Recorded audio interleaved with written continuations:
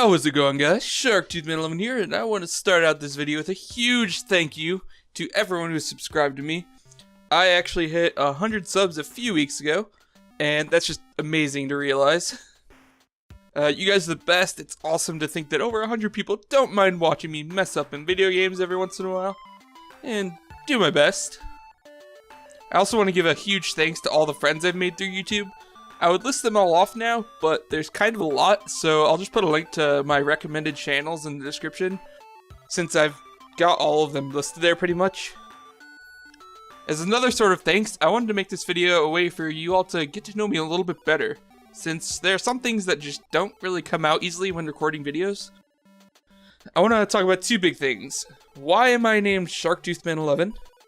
And then I want to talk about some of my most nostalgic video games and some of the stories I have associated with them. So, my name origin. I've had this username for an extremely long time. I originally came up with it when creating my first email address and AIM account back in like 4th grade. But why Shark Teeth? When I was younger, for vacations, my family and I would take trips to visit my grandparents' house down in Florida. We would do all sorts of stuff down there, but one of the things I enjoyed most was going to the beach. But it wasn't so I could just play in the ocean or anything. My family and I would search for shark teeth on the beach. I'm not sure how my family got started with it, but we would just walk up and down the shore, hunched over the sand, looking for any dark specks that looked like shark teeth. We actually found quite a few. Here's a pic of all the ones I actually found throughout the years of all shapes and sizes. There are a lot more than I actually remembered. I remember one time we met a guy who would find them as well, and he found one that was literally the size of his fist. So, that is why I am Sharktoothman11, because it reminds me of all the times I used to go to Florida as a kid. I don't exactly remember why I added the 11, but it used to be Sharktoothman1 originally. But I think I didn't like the ring of it, and went with 11, and that just kind of stuck with me from that on, being my screen name pretty much for everything I've used. Alright, so, now I want to talk about some of my most nostalgic games while growing up, and what they've meant to me. I want to start out with one of the series that I've played for as long as I can remember, and that's Pokemon. I've been playing Pokemon since Red and Blue, and I still play it now with Sun and Moon. One of my favorite stories was from Pokemon Red. I had a Charizard in that game, even though my favorite Pokemon of all time is Bulbasaur, and I had wanted to deposit my Charizard to swap it for something else. Back then, deposit, withdraw, and release were 3 separate options at the PC, and I never knew what release meant. And since the menu it pulled up was similar to deposit, I thought they were the same thing. Long story short, I released my Charizard. Yep. I remember going back to withdraw it and being like, where's my Charizard? And so I asked my brothers, and they told me that release gets rid of the Pokemon, and I'm pretty sure that I cried. I think this might be why I always liked Pokemon Blue more than Red, because I was just scarred as a kid from this. Besides that, Pokemon has just always been a big part of my life. I had every single version up until Diamond and Pearl, where I decided to start only getting one version instead. I really love the original Pokemon Gold as well, and I played the crap out of Pokemon Ruby. I had over 300 hours in it, and I had a level 100 Blaziken in that game who was practically my baby. I think I even transferred it up to my Soul Silver version. Anyway, so my most nostalgic Pokemon games will always be Blue, Gold, and Ruby. On the topic of Game Boy games, one of the other nostalgic ones for me was Donkey Kong. This game is interesting because it basically took the original Donkey Kong arcade game and expanded upon it with new worlds and mechanics. I really love this game, although I used to always get stuck in the pyramid world because my 8-year-old mind couldn't figure out how to beat it. I actually played this game on the channel several months ago, and it is quite the blast from the past if you wanted to check it out. One of the only Game Boy Color exclusive games that I really loved was a game called Kirby Tilt and Tumble. This game was freaking awesome, because you literally had to rotate your Game Boy Color in order to move Kirby around the playing field. The level designs were super cool, and I feel like it was probably one of the more technologically advanced games for the time period. Me and my brothers played this game a ton, searching for all the secrets to the game too. So let's move on to probably one of my favorite systems, the Super Nintendo. So kind of ironically, I did have an NES, but none of those games were really that nostalgic to me, besides maybe like the Mario Duck Hunt combo. But Super Nintendo was probably where I really got into gaming. If you know me, you'd probably know that my favorite game of all time is the original Mega Man X. There are many reasons why, most notably the music, gameplay, and lastly, nostalgia. Whenever we would go to my grandparents' house as kids, different grandparents from before, my brothers and I would hang out down in their basement, where they had a Super Nintendo and a bunch of other stuff. We would usually end up playing either Mario All-Stars or Mega Man X. And sure, Mario All-Stars is fantastic, but Mega Man X really stole my heart. We used to never write down the little passwords that would show up on game overs, so every time we went over, we would try and beat the game from beginning to end while we were there. Each time we discovered new things like boss weaknesses or a different heart container, so each time we would end up making it a little bit farther. I'm not 100% certain that we ever actually beat the game back then, but we sure did love to play it. I know that we at least made it to Sigma's Fortress a lot because I hated those floating platforms in the first level with a passion. I think I also remember us reaching the final form of Sigma, but never actually being good enough to take him down even. Although Mega Man X may be my favorite game, the Super Nintendo had many other games that take me back to my childhood. Two of these are Aladdin and Lion King. These games were some really cool platforms that I played a lot, but similar to Mega Man X, I don't think I actually ever beat them when I was young. Aladdin and Lion King are two of my favorite Disney movies, so being able to play them was awesome. And they were actually pretty great games to come from the movies. But damn, that monkey part in Lion King stumped the hell out of me. This next one, I feel like almost everyone would say if you told them, tell me your most nostalgic Mario game. Super Mario World. I love this game. I think I love that there was just so much to do in this game. Oh, you made it to the end and beat Bowser? Well, did you get all the secret exclamation switches? You did? Well, have you heard about Star Road? Because have fun finding and beating all of those levels. And I did. Even when you thought you beat everything you could, there were always a few secret exits to levels that would take you somewhere new.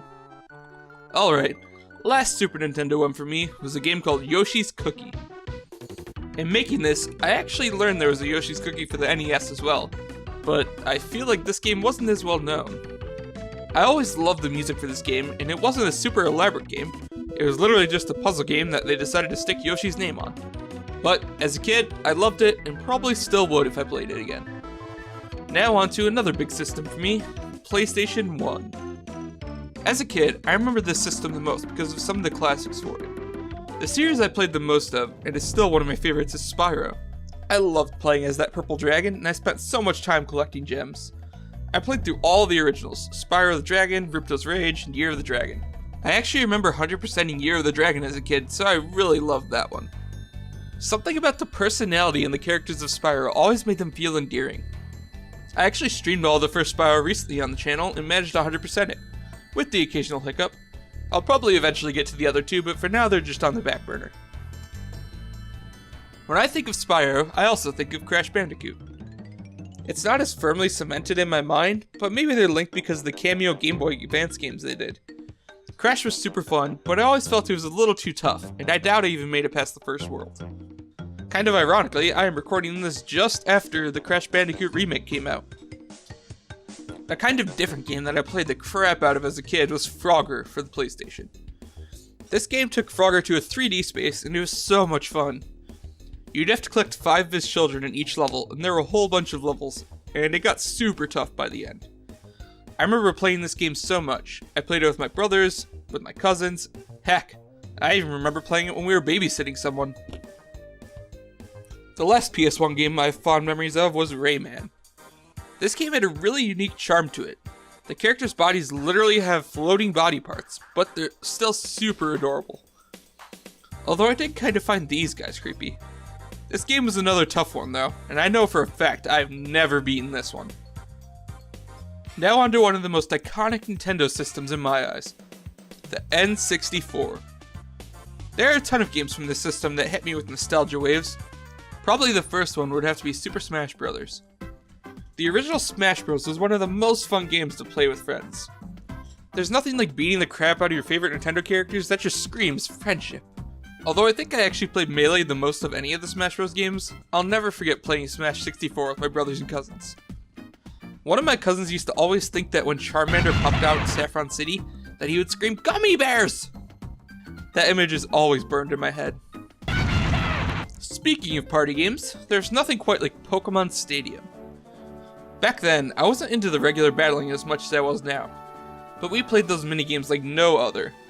Our favorites were always the Chansey egg catching game, the Scyther Pinsing log cutting one, the Magikarp jump, the counting one, and who can forget the Clefairy, Fairy, Fairy, Fairy.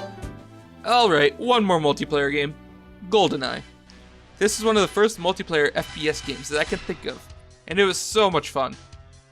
We spent most of the time playing in that bunker level. I think it was called Facility, and then maybe the Temple one. This game was so much fun, and who could forget the insta-kill Golden Gun? Not to mention the unfair advantage that Oddjob got since you actually had to aim down at him since he was shorter. Now, when you think of N64, who can forget Super Mario 64? I sure can't. And this game was great as well. It felt awesome finding the stars, and when you first discover how to get the wing cap, you feel so smart, even though flying is freaking impossible. A few years ago, I played through the game completely again to gather all 120 stars, just because I could. It's still one of my top Mario games to this day. Oh wait, there's another Mario game I find nostalgic. Mario Kart 64. This game was a lot of fun, and although I actually played Double Dash a lot more, I still have some fond memories with this one. One of those is actually when I was in the hospital. Back in 2nd grade, I had pneumonia and was hospitalized for a week or two. The hospitals used to have carts with TVs and games that they could roll into your room, and one of those just happened to be an N64 with Mario Kart. I'm fairly certain that's how I first played the game. Also, Battle Mode was awesome. Alright, onto the last system I'll be talking about, the Game Boy Advance. I originally got a Game Boy Advance for my 8th birthday from my grandparents, and it's easily one of my favorite handheld systems to this day. I always had that thing on me. One time, we were going to go to the movies, but someone had forgotten to take the pool toys out of our pool, so I decided to go and take them out. Well, while reaching over, I ended up falling in the pool while carrying my Game Boy Advance in my pocket. I think I may have cried because my Game Boy Advance had stopped working. My parents had me leave it for about a week to dry out, and sure enough, that thing freaking resurrected itself, and it still runs today. So, I already mentioned Pokemon Ruby, but there were a bunch of games I loved for the system. One of them was actually kind of similar to Pokemon in a weird way, and that was Bomberman Tournament. The name made like no sense because it was basically a Bomberman RPG, and you could befriend these creatures called Carbons that would give you certain powers. It was kind of like Pokemon if every Pokemon had a unique out-of-battle use. I loved that game, and there was even an adorable little shark Carbon that could reveal hidden stuff. Another one of my favorite games, and surprisingly the only Zelda game on this list, is The Legend of Zelda Minish Cap. This game was unique in that it allowed you to shrink in size and interact with the world in some pretty cool ways. I played this game a lot, and it is my favorite Zelda game, maybe on par with Wind Waker. I remember playing this game while down in Florida again, and being unsure how to get through the swamp area. This was back before smartphones were a thing, and so I had to borrow my grandpa's computer for a bit in order to look up where to go on GameFAQs or something. There were a couple confusing parts in this game, but it still was very special to me. So, third RPG game of this system, Mario & Luigi Superstar Saga. This game is super nostalgic for me, and I'm making this just after they announced the remake at E3, so I'm super excited for that. Superstar Saga is a fantastic Mario game, which actually takes place in the Bean Kingdom instead of the Mushroom Kingdom. Mario and Luigi can learn special bro moves to progress, and all the characters in the game were just fantastic. Like most games I've mentioned, there were tons of secrets and extra stuff in the game that kept me playing it for quite a while. Alright, now for another classic Nintendo series, Metroid. More specifically, Metroid Fusion. Sure, I played Metroid Prime eventually, but my favorite Metroid game as a kid was easily Metroid Fusion. Since it was on Game Boy Advance, I could play it a lot more, and I definitely did. This game actually scared me. No joke. The enemy called the SAX seriously struck fear into my heart, because throughout the majority of the game, you can't fight it. Because it is literally you, but at your strongest form. So there are lots of moments where you have to try and hide from it, or run, and those moments just involve so much panic. I think this fear is what actually helped me grow more attached to this game in the end. Here we are, the last game series on this list, and quite possibly one of my favorite series, Mega Man Battle Network. When you hear Mega Man, most people would think platformer, but Battle Network is actually an RPG.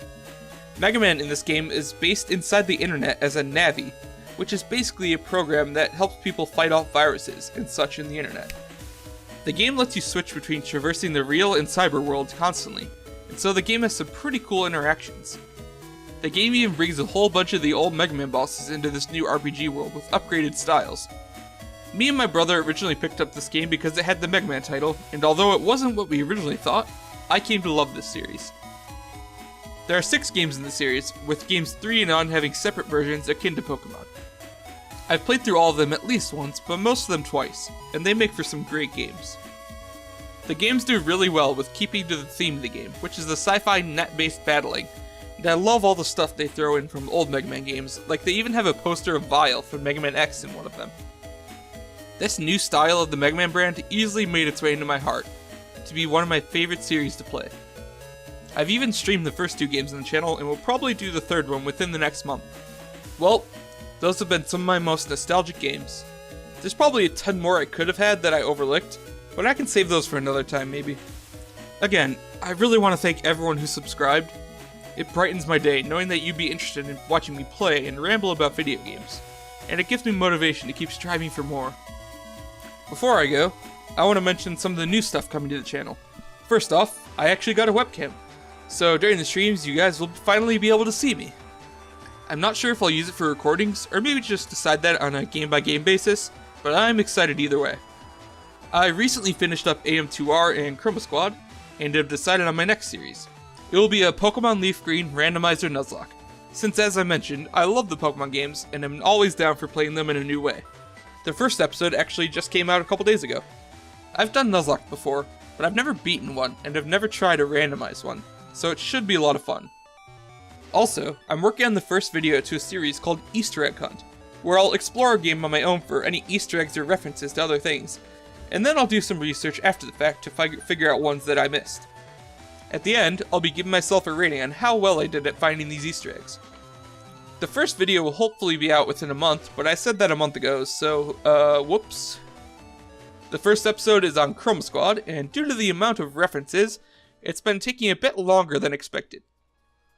So, that's pretty much it, so thanks again to everyone.